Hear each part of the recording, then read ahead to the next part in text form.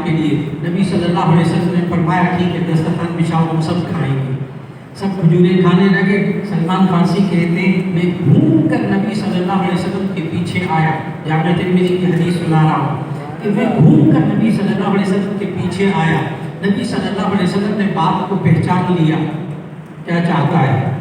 نبی صلی اللہ علیہ وسلم نے اپنے کرتے مبارک کے بٹن کھولے اور کرتے کو پیچھے کیا اور دونوں کندھوں کے درمیان موجود مہر نبوت مجھے دکھائی اور میں نے دیکھتے ساتھ اس مہر نبوت کو چوما اور اسلام قبول کر لیا. الحمدللہ نحمدہ ونستعینہ ونستغفرہ ونؤمن بہ ونتوکل علیہ ونعوذ باللہ من شرور انفسنا ومن سیئات اعمالنا. من يهده الله فلا مضل له ومن يضلله فلا هادي له. ونشهد أن لا إله إلا الله وحده لا شريك له. ونشهد أن سيدنا ومولانا محمدا عبده ورسوله صلى الله عليه وسلم.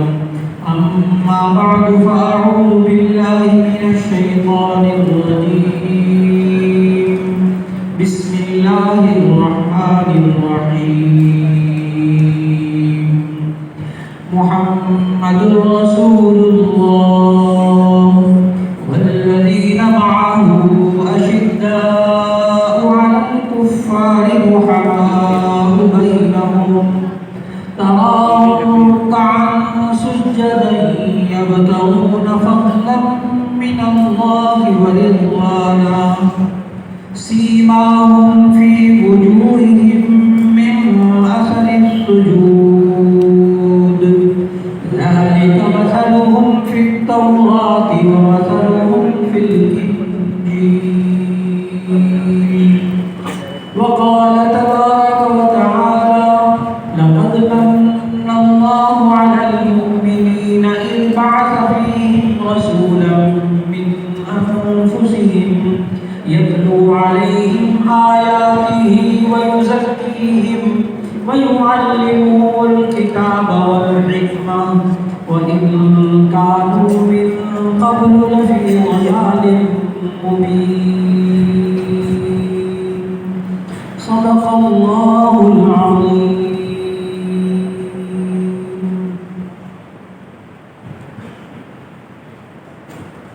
محترم خواتین و حضرات، اللہ رب العزت نے ہم سب کو یہاں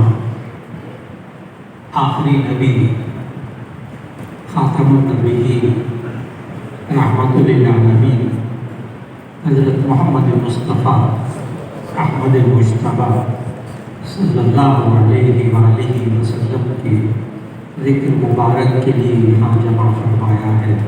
اللہ رب العزت سب کے اس بیٹھنے اور سننے کو قبول فرمائے. آج کی اس مختصر سی نشست میں صرف 2 باتیں عرض کرنا مقصود ہے اور وہی 2 باتیں آج کی اس نشست کا موضوع ہے. پہلی بات تو یہ ہے کہ اللہ رب العزت نے آخری نبی صلی اللہ علیہ وسلم کو اس شان کے ساتھ بھیجا. اور دوسری بات یہ کہ اس لیے بھیجا.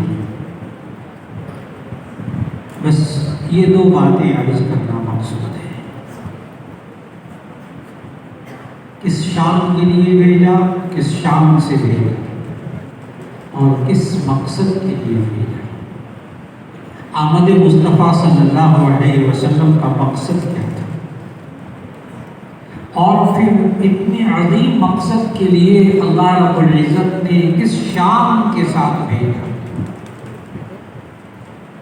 یہ آپ بہت اچھی طرح ذہن میں رکھیے گا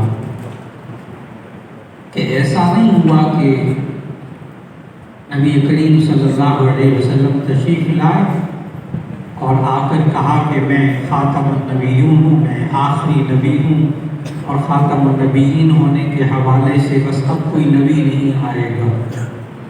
ایسا نہیں ہوا،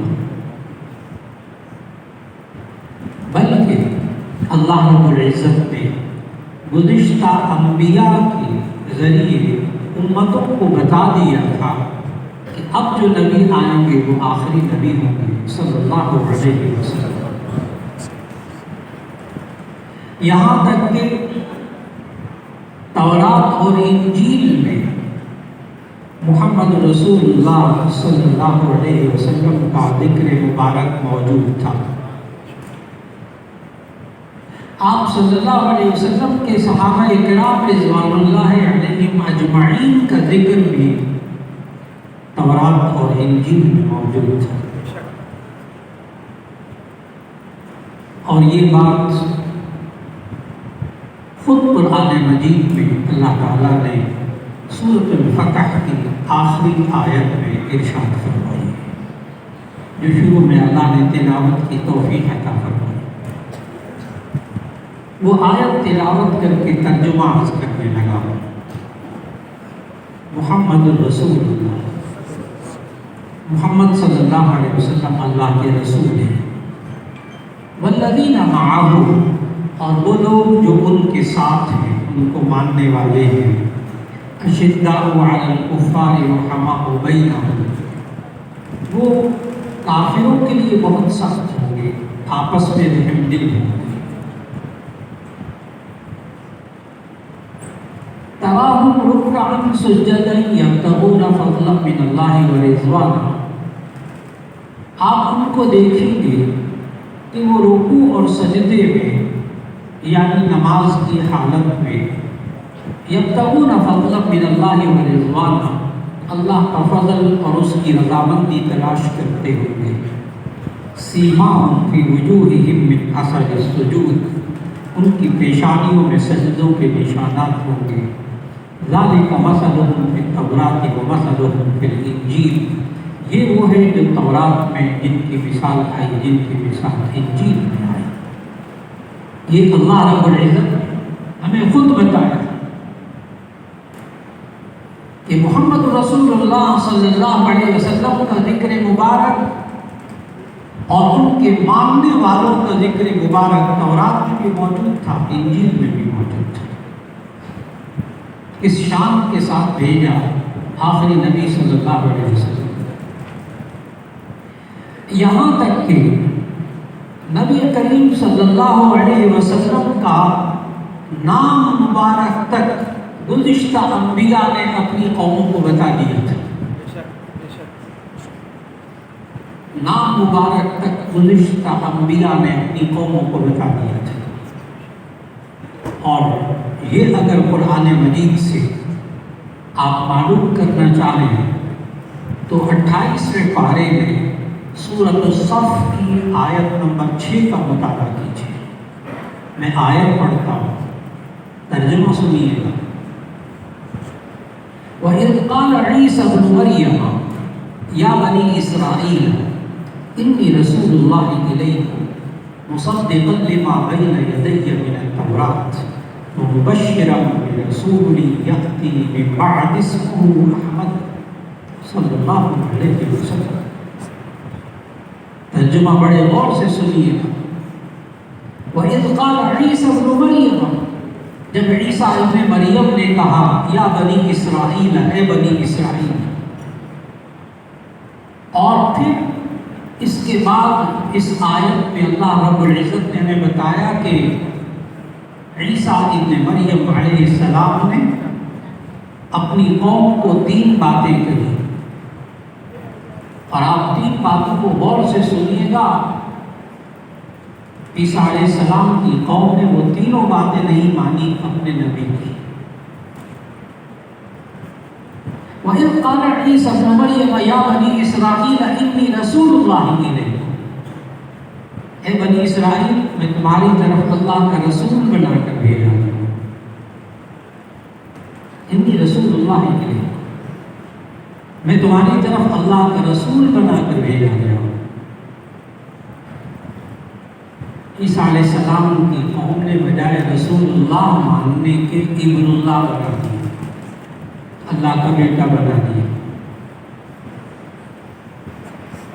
سورہ توبہ آیت نمبر 30 کا مطالعہ فرمائیے۔ وقالت اليہود عزیر ابن اللہ وقالت النصارى المسیح ابن اللہ۔ نصارہ نے عیسیٰ علیہ السلام کو اللہ کا بیٹا بنا دیا۔ پہلا پیغام عیسیٰ علیہ السلام کا اپنی قوم کو، انی رسول اللہ علیہ، میں تمہاری طرف اللہ کا رسول بنا کر بھیجا گیا ہوں۔ اور دوسری بات یہ کہی کہ وہ مصدقا لما بین یدی من التوراۃ، اور یہ جو میرے سامنے تورات ہے میں اس کی تصدیق کرنے والا ہوں۔ آپ جانتے ہیں، بہت قابل ذکر تشریف فرما ہے، ایک اولڈ ٹیسٹامنٹ، ایک نیو ٹیسٹامنٹ۔ اولڈ ٹیسٹامنٹ تورات زبور، نیو ٹیسٹامنٹ بائبل۔ تورات زبور کی تصدیق کرتے تھے حضرت عیسیٰ علیہ السلام کی اللہ کی آسمانی کتاب ہے، لیکن عیسیٰ علیہ السلام کی قوم نے ان کی اس بات کو بھی نہیں مانا۔ تیسری بات، وَمُبَشِّرًا بِرَسُولٍ يَأْتِي مِن بَعْدِ اسْمُهُ أَحْمَدُ، اور میں خوشخبری دینے والا ہوں کہ میرے بعد ایک رسول آئیں گے جن کا نام احمد ہوگا صلی اللہ علیہ وسلم۔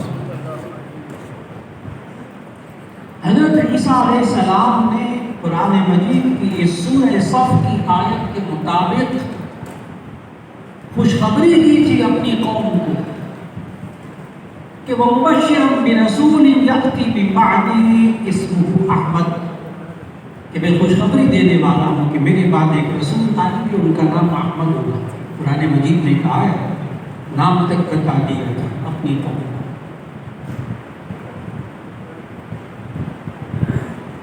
اور غور کیجیے گا کہ وَمُبَشِّرًا بِرَسُولٍ يَأْتِي، سمجھیے گا اس موضوع کو کہ کس شان کے ساتھ بھیجا اللہ نے اپنے محبوب صلی اللہ علیہ وسلم کہ وَمُبَشِّرًا بِرَسُولٍ يَأْتِي مِن بَعْدِي، خوشخبری دینے والا ہوں کہ میرے بعد رسول آئیں گے جن کا نام احمد ہوگا۔ اور پھر عیسیٰ علیہ السلام کے بعد نبی صلی اللہ علیہ وسلم بھی تشریف لائے، درمیان میں کوئی نبی نہیں۔ من بعدی بھی آپ کو سمجھ میں آیا، میرے پاس، اور ان کا نام احمد ہوگا۔ آپ کو یاد ہوگا کہ یہ بچوں کو بھی بات معلوم ہے کہ محمد صلی اللہ علیہ وسلم، یہ نام نبی صلی اللہ علیہ وسلم کا آپ کے دادا جان نے رکھا تھا۔ محمد نام آپ کے دادا جان جناب عبد المطلب ہے۔ اور احمد نام کیسے رکھا گیا، ہر سیرت پڑھنے والے بچے بھی جانتے ہیں کہ نبی کریم صلی اللہ علیہ وسلم کے والد محترم کا چند مہینے پہلے انتقال ہو گیا۔ نبی صلی اللہ علیہ وسلم یتیم پیدا ہوئے تھے۔ یہ بات بھی اللہ نے قرآن مجید میں بیان فرمائی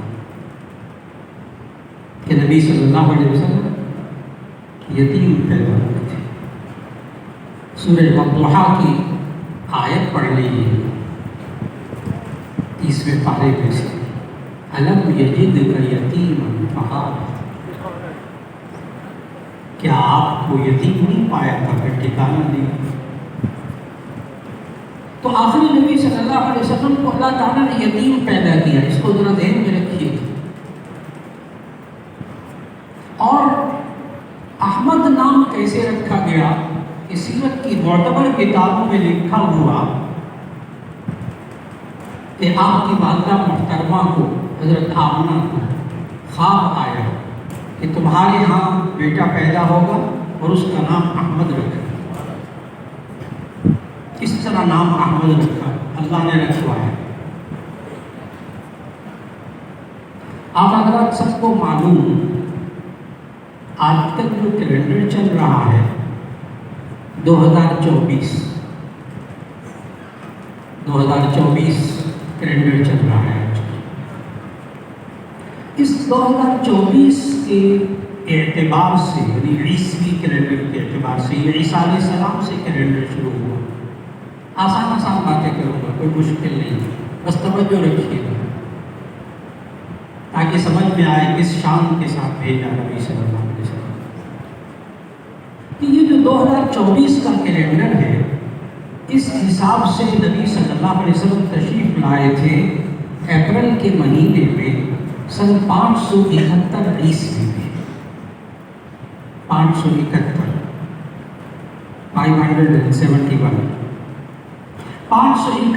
عیسوی کو تشریف لائے. گویا کہ عیسیٰ علیہ السلام کے 570 سال کے بعد نبی صلی اللہ علیہ وسلم تشریف لائے، اور اس درمیان کوئی نبی نہیں آیا.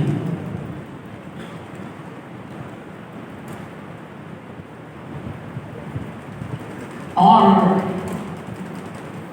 بہت بڑے سیرت نگار، بڑے معتبر سیرت نگار جناب قاضی سید سلمان منصور پوری رحمۃ اللہ علیہ، انہوں نے سیرت پہ کتاب لکھی، کمال کی لکھی، سیرت طیبہ پر کتاب رحمۃ للعالمین صلی اللہ علیہ وسلم.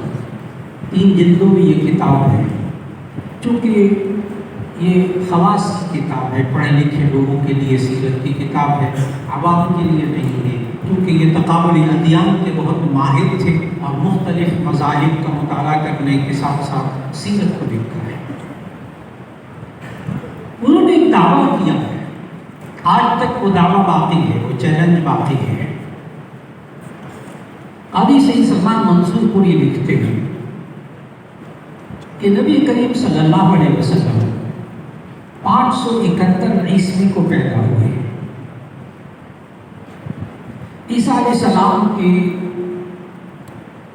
بعد 570 سال گزر گئے. قاضی سید سلمان منصور پوری نے دعویٰ یہ لکھا کہ قرآن حکیم ہمیں یہ بتاتا ہے سورہ صف میں کہ وَمُبَشِّرًا بِرَسُولٍ يَأْتِي مِن بَعْدِ اسْمُهُ أَحْمَدُ، کہ میرے بعد ایک رسول آئیں گے جن کا نام احمد ہوگا. تو یہ 570 سال پہلے عیسیٰ علیہ السلام یہ بات قوم کو بتا چکے تھے. یعنی احمد نام بتا چکے تھے. قرآن مجید کہہ رہا ہے احمد نام بتا چکے تھے 570 سال پہلے. قاضی سید منصور پوری لکھتے رحمت اللہ عالمین میں کہ عجیب بات ہے کہ 570 سال میں کسی ماں نے اپنے بچے کا نام احمد نہیں رکھا. ایک تاریخی حقیقت ہے، ان کا دعویٰ ہے، آج تک وہ دعویٰ باقی ہے. نام آؤٹ ہو چکا تھا 570 سال اور یہ پہلے انسان کہ جن کا نام احمد رکھا گیا صلی اللہ علیہ وسلم. میں نے بتایا کہ گزشتہ امتوں میں نام تک بتایا تھا. انبیاء نے اپنی قوموں کو آخری نبی صلی اللہ علیہ وسلم، یہاں تک کہ ابھی میں نے عرض کیا کہ تورات اور انجیل میں نبی صلی اللہ علیہ وسلم کا ذکر مبارک موجود تھا.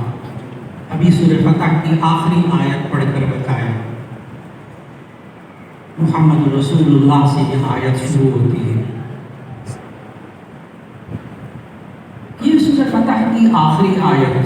ان طلباء سے بھی کہوں گا، بچوں سے بھی کہوں گا، آپ بھی جا کر دیکھیے گا آرام سے بیٹھ کر، اس آیت کو اچھی طرح دیکھیے گا. پورے قرآن مجید میں 6000 سے زیادہ آیتیں، طویل آیتیں بھی ہیں، بڑی لمبی لمبی آیتیں ہیں.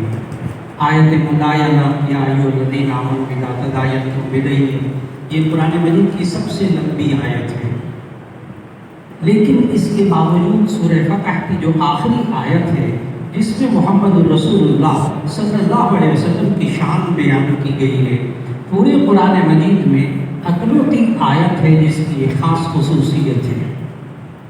اور وہ خصوصیت یہ ہے، بچے بھی بیٹھ کر اس کو دیکھیں گے، آپ بھی گھر میں جا کر اس کو آرام سے بیٹھ کر دیکھیے گا، اس بات کو سوچیے گا کہ سورہ فتح کی آخری آیت جس میں نبی صلی اللہ علیہ وسلم کی شان بیان ہوئی ہے، یہ قرآن مجید کی ایک صرف یہی آیت ہے جس میں الف سے لے کر یا تک سارے حروف موجود ہیں.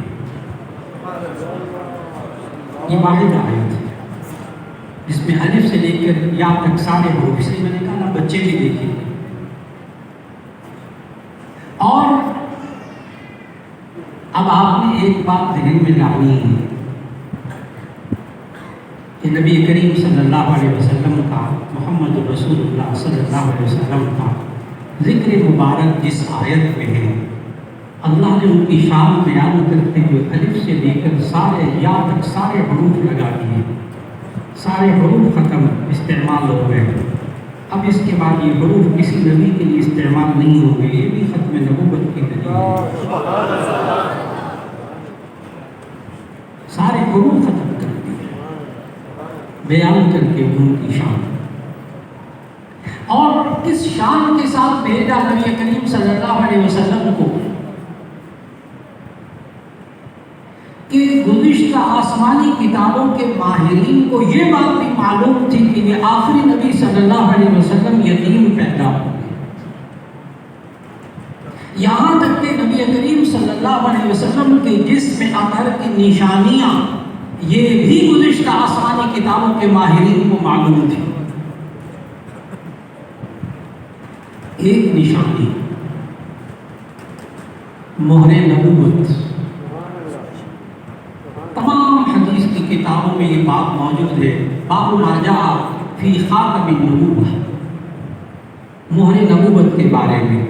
دو کندھوں کے درمیان ابھرا ہوا سرمئی رنگ کا گوشت تھا جو کہ گزشتہ آسمانی کتابوں میں آخری نبی صلی اللہ علیہ وسلم کی جسمانی نشانی کے طور پر بیان ہوا. یہ تمام صحائف ستہ کی کتابوں میں یہ حدیث موجود ہے کہ دو کندھوں کے درمیان مہر نبوت موجود تھی. اب اس بات کو ذہن میں رکھ کر آپ حضرات نے سیرت کی کتابوں میں، بلکہ جو بزرگ موجود ہیں ان کے دور میں تو یہ 5ویں 6ویں کی کتابوں میں یہ واقعہ موجود تھا جو اب میں سنانے لگا ہوں. اور سیرت کی ساری کتابوں میں یہ واقعہ موجود، مستند واقعہ. آپ کو یاد ہوگا کہ نبی کریم صلی اللہ علیہ وسلم کی عمر مبارک جب 8 9 10 سال کی تھی تو بچپن میں اپنے چچا جناب ابو طالب کے ساتھ شام کا سفر کیا تھا. اور اس شام کے سفر میں آپ میں سے بہت سے ساتھیوں کو ایک دم نام یاد آ جائے گا. ایک بحیرہ راہب کا واقعہ پیش آیا تھا. اب میں نے نام لیا تو بہت سے چہروں میں مسکراہٹ آئی کہ سمجھ گئے. میں اس واقعے کی تھوڑا سا گہرائی میں جا کر اپنے موضوع کی بات عرض کرنے لگا ہوں. وہ بحیرہ راہب والا جو واقعہ سیرت نگاروں نے لکھا کہ نبی کریم صلی اللہ علیہ وسلم بچپن میں 8 9 10 سال کی عمر میں جناب ابو طالب کے ساتھ شام کے سفر، تجارتی سفر میں ان کو ساتھ لے گئے. تو یہ کھجوروں کا ایک باغ تھا، اس میں سے یہ بحیرہ راہب باہر نکلا. سیرت نگاروں نے اس بحیرہ راہب کا نام لکھا ہے جرجیس. جرجیس. اور سیرت کی کتابیں بہت سے حضرات پوچھتے ہیں سیرت کی کتابوں کا مطالعہ کرنا ہو تو کہاں سے مستند سیرت کا مطالعہ کر لیں. تو ماشاء اللہ بہت سے سیرت نگاروں نے کام کیا ہے، اللہ ان کو جزائے خیر دے. لیکن مستند ترین سیرت کی کتاب کا اگر آپ مطالعہ کرنا چاہیں تو جامع شفیہ کی شیخ الحدیث و تفسیر حضرت مولانا محمد ادریس کاندھلوی رحمہ اللہ کی سیرت پہ کتاب ہے. اس کا نام ہی ہے سیرت المصطفیٰ صلی اللہ علیہ وسلم. کتاب کا نام ہی یہی ہے، 3 جلدوں میں ہے، کمال کی کتاب ہے. کوئی بات حوالے کے بغیر نہیں لکھی، ہر بات حوالے کے ساتھ لکھی ہے. تو یہ والا واقعہ مکمل سیرت المصطفیٰ صلی اللہ علیہ وسلم میں بھی لکھا ہوا ہے سیرت کی کتاب میں کہ وہ بحیرہ راہب وہ کیا کہتا ہے. وہ جب اس قافلے سے ملا اپنے کھجوروں کے باغ سے باہر نکل کر، تو وہ کیوں باہر نکل کر قافلے کے پاس آیا اس نے خود بحیرہ راہب نے وجہ بتائی ہے. کہنے لگا کہ میں کھجوروں کے باغ میں بیٹھا ہوا تھا کہ ایک دم میں نے دیکھا کہ قافلہ آ رہا ہے بہت دور سے، دوپہر کا وقت ہے، گرمی کا موسم ہے، تو یہ قافلہ جہاں جہاں سے آ رہا تھا اس کے اوپر ایک چھوٹا سا بادل سایہ کیے ہوئے ساتھ ساتھ آ رہا تھا۔ تو میں نے یہ سوچا، بحیرہ راہب کہہ رہا ہے، میں نے یہ سوچا کہ اس قافلے میں کوئی خاص بات ہے، کوئی خاص شخصیت ہے۔ کہنے لگا بحیرہ راہب کہ جب میں نے قافلے سے آ کر قافلے کے لوگوں سے ملاقات کی تو مجھے ایک بچہ بڑا نورانی چہرے والا نظر آیا، تو میں نے اس کے ساتھ جو ابو طالب تھے ان کے چچا، ان سے پوچھا کہ یہ بچہ کون ہے، یہ بچہ کون ہے؟ ابو طالب نے کہا یہ میرا بیٹا ہے۔ ظاہر پرورش کر رہے تھے، والد کا انتقال ہو چکا تھا اور چچا پرورش کر رہے تھے، پیار سے بیٹا کہتے ہیں، انہوں نے کہا میرا بیٹا ہے۔ آپ پھر دوبارہ پڑھیے بحیرہ راہب کے اس واقعے کو سیرت کی کتابوں میں کہ بحیرہ راہب نے جب یہ سنا ابو طالب سے کہ یہ میرا بیٹا ہے تو اس بحیرہ راہب نے کہا کہ اس بچے کو تو یتیم ہونا چاہیے تھا۔ اس کے الفاظ پڑھیے، اس بچے کو یتیم ہونا چاہیے تھا، یعنی اس عیسائی پادری کو بھی معلوم تھا کہ جو آخری نبی صلی اللہ علیہ وسلم تشریف لائیں گے وہ یتیم ہی پیدا ہوں گے۔ اور پھر اس بحیرہ راہب کے واقعے کو پھر دوبارہ پڑھیے گا۔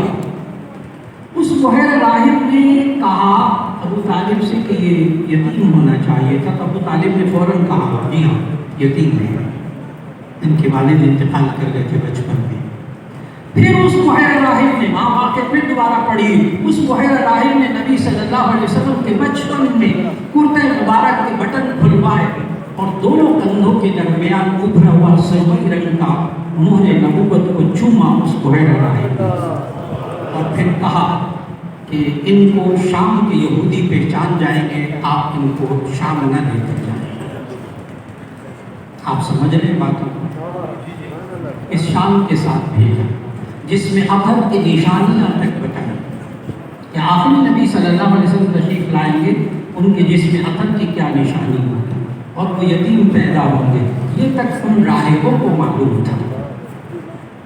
وہ لوگ آخری نبی حضرت محمد مصطفیٰ صلی اللہ علیہ وسلم کو یہود و نصارہ یہ اس طرح پہچانتے تھے کہ سورہ بقرہ کے آیت کے الفاظ پڑھیے، کتنا پہچانتے تھے نبی صلی اللہ علیہ وسلم کو یہود و نصارہ، یعرفونہ کما یعرفون ابناءہم۔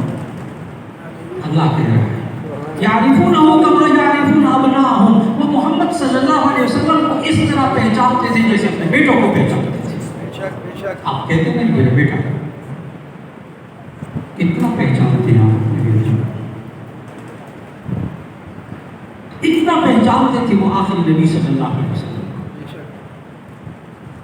یہاں تک کہ گزشتہ مذاہب کے ماہرین، خاص طور پر بائبل کے انجیل کے ماہرین، اردو زبان میں پڑھنا ہو یہ واقعہ مکمل جو میں بیان کرنے لگا ہوں مختصر، یہ خصائل نبوی شرح شمائل ترمذی، شیخ الحدیث مولانا محمد زکریا رحمہ اللہ نے یہ پورا واقعہ جو میں خلاصہ کر کے بتانے لگا ہوں، سلمان فارسی رضی اللہ تعالیٰ عنہ کے ایمان والا، یہ پورا وہاں لکھا ہوا ہے۔ کہ سلمان فارسی کہتے ہیں اللہ پر ایمان لایا اور میں نے اس وقت کے شرک سے توبہ کر لی، اور اس کے بعد میں واپس آیا تو عراق آ گیا، اور عراق میں موصل کے علاقے میں ایک پادری کے پاس رہنے لگا۔ جب وہ بوڑھا ہو گیا، اس کا انتقال ہونے لگا، تو میں نے کہا میں اب کہاں جاؤں؟ تو اس نے کہا کہ ایک علاقہ، اس میں نصیبین کا علاقہ ہے، اس میں ایک بہت بڑا پادری ہے، اس کے پاس چلے جاؤ، راہب ہے وہ، اس کے پاس چلے گئے۔ کہنے لگا میں اس کے پاس رہتا رہا یہاں تک کہ وہ بھی جب بوڑھا ہو گیا، مرنے لگا، تو میں نے اسے پوچھا میں کہاں جاؤں؟ کہنے لگا عموریہ میں ایک پادری ہے ان کے شام میں، تو وہاں چلے جاؤ۔ اس کے پاس جا کر یہ رہنے لگ گئے عموریہ کے پادری کے پاس۔ جب وہ بھی بوڑھا ہو گیا اور مرنے کے قریب ہوا، تو عموریہ کے پادری سے سلمان فارسی رضی اللہ تعالیٰ عنہ کہتے میں نے پوچھا کہ اب میں کس کے پاس جاؤں تمہارے بعد؟ تو اس اموریہ کے پادری نے کہا اب کسی اور پادری کے پاس، راہب کے پاس نہ جانا، اب آخری نبی کے آنے کا وقت ہو گیا ہے۔ یہ سلمان فارسی کا بیان سنا، اب کہیں اور نہ جانا، آخری نبی کے آنے کا وقت ہو گیا ہے۔ اور پھر اس سلمان فارسی رضی اللہ تعالیٰ عنہ نے اس اموریہ کے پادری کی باتیں سنائی کہ اس نے کہا میں تمہیں 3 نشانیاں بتاتا ہوں آخری نبی صلی اللہ علیہ وسلم۔ نمبر 1، وہ کھجوروں والی پتھریلی زمین میں آئیں گے۔ نمبر 1، وہ کھجوروں والی پتھریلی زمین میں آئیں گے۔ نمبر 2، وہ صدقہ نہیں کھائیں گے، ہدیہ کھائیں گے۔ نمبر 3، ان کے دونوں کندھوں کے درمیان مہر نبوت ہوگی۔ یہ 3 نشانیاں بتائیں، تینوں باتیں ذہن میں رکھیے گا۔ نمبر 1، وہ کھجوروں والی پتھریلی زمین میں آئیں گے۔ نمبر 2، وہ صدقہ نہیں کھائیں گے، ہدیہ کھائیں گے۔ آپ کو معلوم، علماء بیٹھے ہوئے ہیں کہ صحیح مسلم میں یہ حدیث موجود، نبی صلی اللہ علیہ وسلم نے خود بتایا لا تحل الصدقۃ لمحمد ولا لآل محمد صلی اللہ علیہ وسلم، کہ زکوٰۃ اور صدقات یہ محمد صلی اللہ علیہ وسلم کے لیے اور آل محمد کے لیے حلال نہیں ہے۔ پھر وہی صحیح مسلم کی روایت میں اس کی وجہ بھی بتائی کہ کیوں نہیں محمد صلی اللہ علیہ وسلم کے لیے اور آل محمد کے لیے زکوٰۃ صدقات کیوں حلال نہیں؟ فرمایا انما ہی من اوساخ اموال الناس، یہ لوگوں کے مال کا میل کچیل ہوتا ہے۔ زکوٰۃ میں جو پیسہ نکالتے ہیں تو وہ جو مال ہوتا ہے ان کے پاس وہ سارا پاک ہو جاتا ہے، مال کا میل کچیل نکل جاتا ہے۔ یہ مال کا میل کچیل محمد صلی اللہ علیہ وسلم کے لیے اور آل محمد کے لیے ممنوع تھا۔ آپ بھی سید حضرات کے لیے ممنوع ہیں۔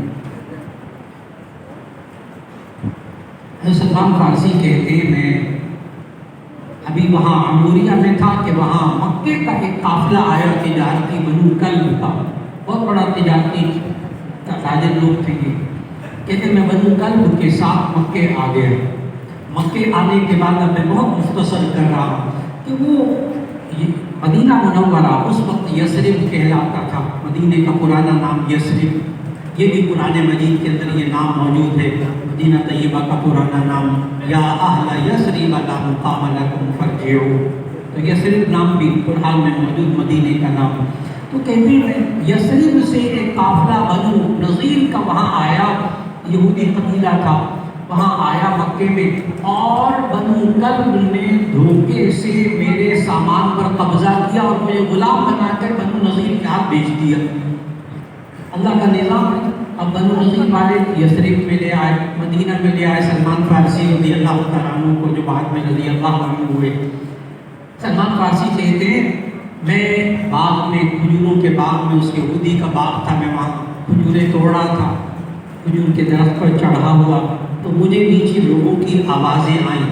اب میں جامع ترمذی کی حدیث سنانے لگا ہوں، یہاں سے آگے جامع ترمذی کی حدیث شروع ہونے لگی ہے کہ میں کھجوروں کے باغ میں، کھجوروں کے درخت پر چڑھا ہوا کھجوریں اتار رہا تھا کہ مجھے آوازیں سنائی دی کہ کوئی صاحب تشریف لائیں قبا میں، قبا کی جگہ، اور وہ کہہ رہے ہیں کہ میں اللہ کا آخری نبی ہوں۔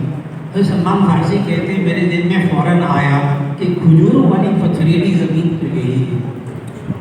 اب وہ 3 نشانیاں ذہن میں رکھیے، کھجوروں والی پتھریلی زمین تو یہی ہے۔ چنانچہ حضرت سلمان فارسی کہتے ہیں کہ میں بڑی مشکل سے، بڑا لمبا واقعہ ہے کہ بڑی مشکل سے یہودی کی مار کھا کے اپنے آقا کی، بہرحال میں آ گیا، ایک تھال میں کھجوریں لی، ایک تھال میں کھجوریں لی، اور میں آیا قبا کے علاقے میں، اور نبی صلی اللہ علیہ وسلم کو کہا اے اللہ کے رسول آپ یہ کھجوریں قبول کر لیجئے۔ نبی صلی اللہ علیہ وسلم نے پوچھا یہ کھجوریں کس قسم کی ہیں، کیا ہے؟ تو میں نے کہا یہ آپ کے لیے صدقہ ہے۔ ذرا ذہن دوڑائیے گا، ذہن کو تازہ رکھیے گا، کہتے ہیں یہ آپ کے لیے صدقہ ہے۔ اب جامع ترمذی کی حدیث کے الفاظ ہیں، نبی صلی اللہ علیہ وسلم نے فرمایا ادفعها فإننا نأكل صدقہ، اسے ہٹا دو، ہم دور کر دو، ہم صدقہ نہیں کھاتے۔ سلمان فارسی کہتے ہیں میں واپس آ گیا، اگلے دن پھر میں کھجوریں لے کر گیا تھال میں اور جا کر پیش کی۔ نبی صلی اللہ علیہ وسلم نے کہا کیسی کھجوریں ہیں؟ میں نے کہا آپ کے لیے ہدیہ ہے۔ سمجھ رہے ہیں؟ صدقہ نہیں کھائیں گے، ہدیہ کھائیں گے۔ تو سلمان فارسی نے جب سنا کہ کیسی کھجوریں، کہا کہ یہ ہدیہ ہیں آپ کے لیے۔ نبی صلی اللہ علیہ وسلم نے فرمایا ٹھیک ہے، دسترخوان بچھاؤ، ہم سب کھائیں گے۔ سب کھجوریں کھانے لگے۔ سلمان فارسی کہتے ہیں میں گھوم کر نبی صلی اللہ علیہ وسلم کے پیچھے آیا، جامع ترمذی کی حدیث سنا رہا ہوں کہ میں گھوم کر نبی صلی اللہ علیہ وسلم کے پیچھے آیا۔ نبی صلی اللہ علیہ وسلم نے بات کو پہچان لیا، کیا چاہتا ہے۔ نبی صلی اللہ علیہ وسلم نے اپنے کرتے مبارک کے بٹن کھولے اور کرتے کو پیچھے کیا اور دونوں کندھوں کے درمیان موجود مہر نبوت مجھے دکھائی، اور میں نے دیکھ کے ساتھ اس مہر نبوت کو چوما اور اسلام قبول کر لیا۔ تینوں نشانیاں سمجھ میں آئیں۔ کھجوروں والی پتھریلی زمین، صدقہ نہیں کھائیں گے، ہدیہ کھائیں گے، اور دونوں کندھوں کے درمیان مہر نبوت ہوگی، اسلام قبول کر لیا۔ اب وہ آپ حضرات بھی بے چین ہوں گے، فلاں پادری کے پاس اتنا وقت، فلاں پادری کے پاس اتنا وقت، فلاں کے پاس اتنا وقت، تو آخر کتنی عمر ہوگی؟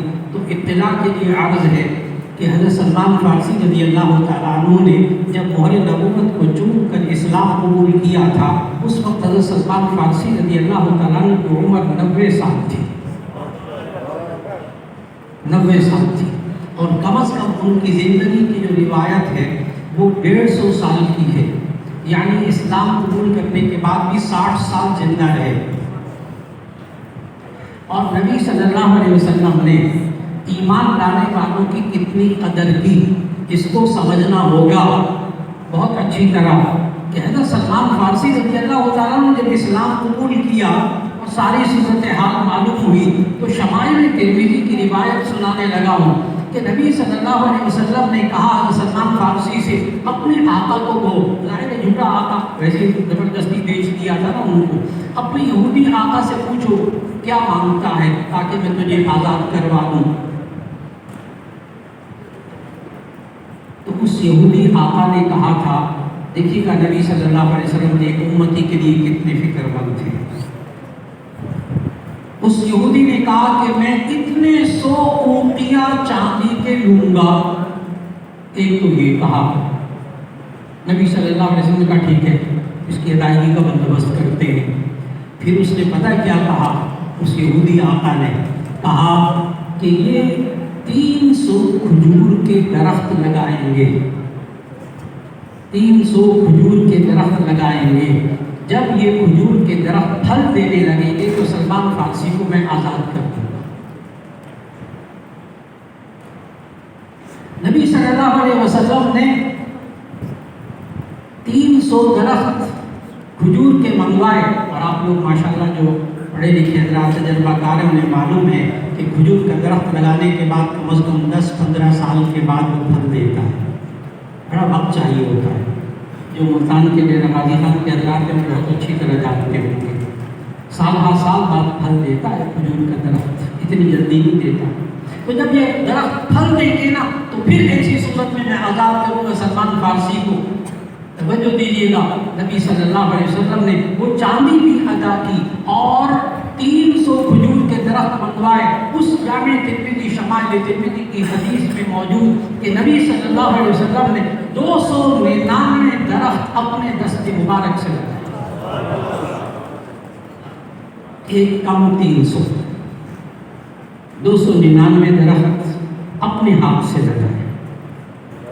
اور اسی جامع ترمذی کی روایت میں موجود کہ ایک درخت پھر حضرت عمر رضی اللہ تعالیٰ عنہ نے لگا دیا۔ درخت لگائے، فحملت من عامه الا نخلة واحدة، وہ سارے کے سارے درخت ایک سال کے اندر پھل دینے لگے، الا نخلة واحدة، مگر ایک کھجور کا درخت اس نے پھل نہ دیا۔ نبی صلی اللہ علیہ وسلم نے پوچھا ما هذه النخلة، اس کھجور کے درخت کو کیا ہوا؟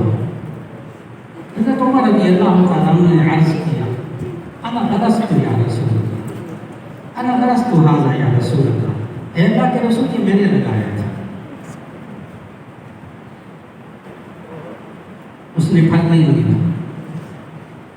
جامع ترمذی کی اس حدیث میں موجود آپ کے دل میں کہیں بات کو سمجھنے میں دقت پیش نہ آئے، اس لیے آسان باتیں، تو نبی صلی اللہ علیہ وسلم نے اس ایک درخت کو جو پھل نہیں دے رہا تھا اس کو اکھیڑا اور پھر خود لگایا، فحملت من عامہ، وہ بھی اسی سال پھل دینے لگا۔ اور یہاں بیٹھنے والے سننے والوں میں سے کسی کے ذہن میں یہ بات نہ آ جائے کہیں حضرت عمر رضی اللہ تعالیٰ عنہ کی شان میں کمی نہ آ جائے کہ حضرت عمر نے ایک درخت لگایا تھا اس نے پھل نہیں دیا، کہیں حضرت عمر کی شان میں کمی نہ آ جائے ذہنوں میں۔ اس لیے محدثین نے جواب دیا کہ حضرت عمر رضی اللہ تعالیٰ عنہ نے جو ایک درخت لگایا تھا اس نے پھل کیوں نہ دیا؟ محدثین نے اس حدیث کی تشریح میں جواب دیا اس کا، غور سے جواب سنیے گا۔ محدثین نے کہا اگر حضرت عمر رضی اللہ تعالیٰ عنہ کے لگائے ہوئے اس درخت نے وہ بھی پھل دے دیتا تو نبی کا معجزہ نہ رہتا، اس لیے کہ نبی کا معجزہ وہ ہوتا ہے جس کو عام بندہ کر نہیں سکتا۔ اس لیے حضرت عمر رضی اللہ تعالیٰ عنہ کے لگائے ہوئے درخت نے پھل نہیں دیا، جب نبی صلی اللہ علیہ وسلم نے کھیڑ کر دوبارہ لگایا اس نے پھر پھل دینا شروع کیا۔ اپنی امتی کی قدر ہے۔ آج ہم امت محمدیہ صلی اللہ علیہ وسلم میں اللہ ہمیں قدر کرنے کی توفیق عطا فرمائے۔ آخری نبی صلی اللہ علیہ وسلم کو کس شان کے ساتھ بھیجا آپ حضرات نے اچھی طرح سمجھا کہ گزشتہ امتوں میں آخری نبی صلی اللہ علیہ وسلم کے جسم میں اثر کی نشانیاں بھی موجود تھیں۔ گزشتہ انبیاء نے نام بھی بتا دیا تھا، گزشتہ انبیاء نے آپ صلی اللہ علیہ وسلم کے بارے میں یہ بھی قوموں کو بتایا ہوا تھا کہ وہ کیا کھائیں گے کیا نہیں کھائیں گے، یہ بھی بتایا ہوا تھا کہ یتیم پیدا ہوں گے، یہ بھی بتایا تھا کہ ان کے دونوں کندھوں کے درمیان مہر نبوت ہوگی۔ اس شان کے ساتھ بھیجا آخری نبی صلی اللہ علیہ وسلم کو۔ اب ایک بات مکمل ہو گئی، اب دوسری بات جو موضوع شروع میں ذکر کیا تھا کہ آج صرف 2 باتیں عرض کرنا مقصود ہے، اب دوسری بات ذکر کر کے اجازت چاہوں گا۔ ایک بات یہ تھی موضوع شروع میں ذہن میں لے آئیے، ایک بات یہ تھی کہ نبی صلی اللہ علیہ وسلم کو اللہ تعالیٰ نے کس شان کے ساتھ بھیجا، اور دوسری بات یہ عرض کرنی تھی کس لیے بھیجا۔ آمد مصطفیٰ صلی اللہ علیہ وسلم کا مقصد کیا تھا؟ یہ بات بھی، اس سوال کا جواب بھی قرآن مجید سے، اور یہ آیت بھی شروع میں نے تلاوت کی، اللہ نے توفیق دی۔ جب بھی آپ کو سمجھ میں نہ آئے یہ بات کہ آمد مصطفیٰ صلی اللہ علیہ وسلم کیوں ہوئی، اللہ نے کس مقصد کے لیے بھیجا آخری نبی صلی اللہ علیہ وسلم کو، جب یہ بات معلوم کرنی ہو تو سورہ آل عمران آیت نمبر 164 کی تلاوت کیجئے، ترجمہ پڑھیے، آپ کو سمجھ میں آ جائے گا آخری نبی صلی اللہ علیہ وسلم کو کیوں بھیجا، آمد مصطفیٰ صلی اللہ علیہ وسلم کا مقصد کیا تھا۔ آیت پڑھ کر ترجمہ کر کے اجازت چاہوں گا۔ اللہ تعالیٰ نے فرمایا سورہ آل عمران کی آیت نمبر 164 میں، بار بار دہراؤں گا کہ اس آیت کو لازماً پڑھیے گا، اس لیے کہ آج امت آمد مصطفیٰ صلی اللہ علیہ وسلم کے مقصد سے ناآشنا ہو کر اور کاموں میں لگ گئی ہے، اور جو کام جس مقصد کے لیے نبی صلی اللہ علیہ وسلم تشریف لائے تھے اس کو یہ امت بھولنے لگی ہے۔ اس لیے آپ وہ 4 کام یاد کیجیے گا جو اللہ نے خود بتایا۔ کیوں آئے نبی صلی اللہ علیہ وسلم، اللہ نے کیوں بھیجا آخری نبی صلی اللہ علیہ وسلم کو؟ لقد من اللہ علی المؤمنین اذ بعث فیہم رسولا من انفسہم یتلو علیہم آیاتہ ویزکیہم ویعلمہم الکتاب والحکمہ وإن كانوا من قبل لفی ضلال مبین۔ خود اللہ نے مقصد بتایا، لقد من اللہ علی المؤمنین اذ بعث فیہم رسولا من انفسہم، اللہ نے ایمان والوں پر احسان کیا کہ انہی میں سے رسول اللہ صلی اللہ علیہ وسلم کو بھیجا۔ کیوں؟ آگے اللہ نے خود بتایا، یتلو علیہم آیاتہ، تاکہ وہ اللہ کے قرآن کی آیات، اللہ کے پاک کلام کی آیات ان کے سامنے تلاوت کریں۔ تلاوت کلام پاک بعثت نبوی کا ایک مقصد ہے۔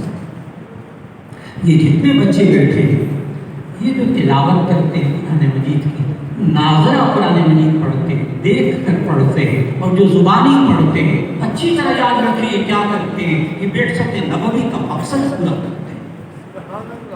یتلو علیہم آیاتہ، اللہ نے اس لیے بھیجا تھا تاکہ نبی صلی اللہ علیہ وسلم اللہ کی کلام کی آیات تلاوت کر کے سنائیں.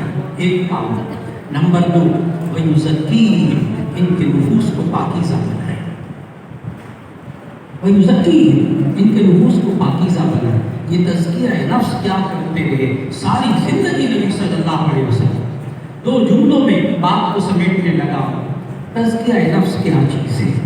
انسان کے ذہن سے بری سوچوں کو، بری سوچیں، برے رویے، برے اخلاق، بری عادتوں کو، برے اعمال کو انسان کے اندر سے نکالنا، اچھی سوچیں، اچھے رویے، اچھے اخلاق انسان کے اندر پیدا کرنا، تزکیہ نفس مکمل ہو گیا. اور یہ کام نبی صلی اللہ علیہ وسلم ساری زندگی کرتے رہے.